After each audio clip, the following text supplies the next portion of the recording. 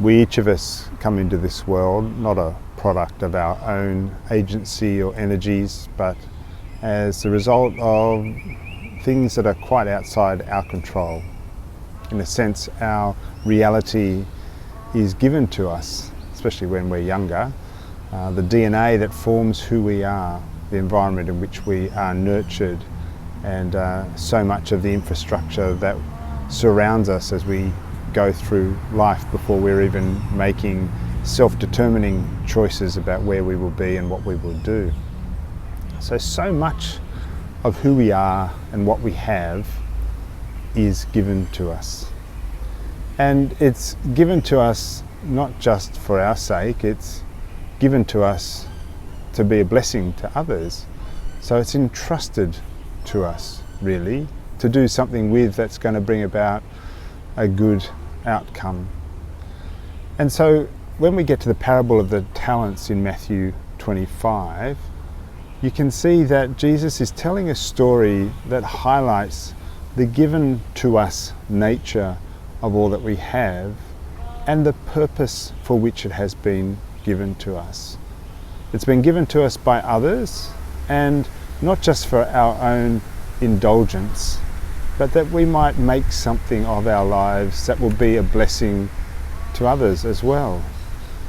And in the parable of the talents, you see that people are given, three different amounts, and two of the slaves who are given amounts are managed to double what they were given by investing and making those investments work and so forth. And then there's the third slave who is motivated by fear and concern for his own well-being.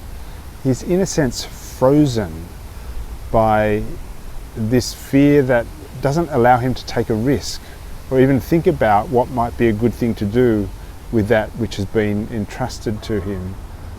And as a consequence, he just buries what he's been given in the ground. He literally makes it into landfill. And as a result, he loses it. It's taken away from him. The value of it is gone, and he doesn't get to make a meaningful contribution to the culture or the society of which he's a part. Some people hear a judgment of God in this. I'm not sure that's there so much as a consequence of actions. I think we live in a world where it is abundantly clear that if we make a contribution and do something worthwhile, good things can come of that.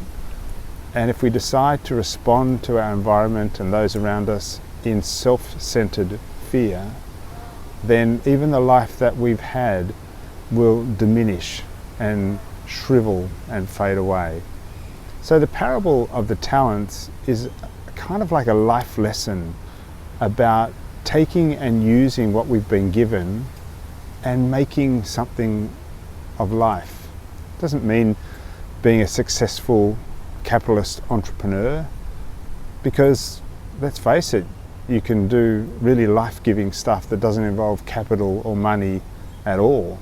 You can build networks and relationships and community and systems of justice and sharing and goodwill that really bolster a community and a society in ways that, let's be frank, economic systems often fail to do those things, even as they succeed in their economic ideals.